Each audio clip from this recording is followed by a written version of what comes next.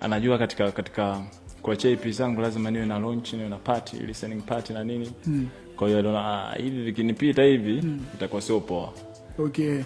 Ilichukua muda gani Mr. Given kutengeneza EP? EP kwa kweli mimi huwa si plan kwamba hapa sasa naanza kutengeneza EP.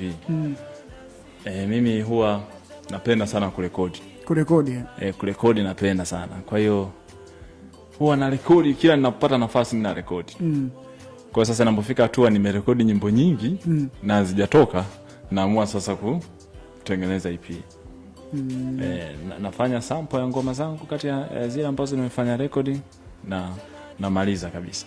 Sasa unajua nikawaza kukuuliza imechukua muda gani kwa sababu gani?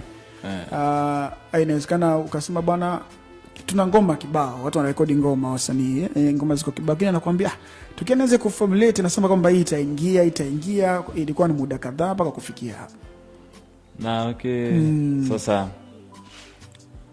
hiyo naweza kusema kati ya hizi ngoma ambazo nimeamua kuziweka katika EP ya Fall in Love, nimeanza kuzirecord mwezi Machi mwaka jana hiyo na story. Kwa hiyo almost hii na sio hizo tu 7, kuna ngoma nyingi yani zinafika 15 huko 16. Lakini nikaamua hizo ndo ngoma ambazo nazikubali zikae kwenye EP, lakini sio tu lilikuwa chaguo langu.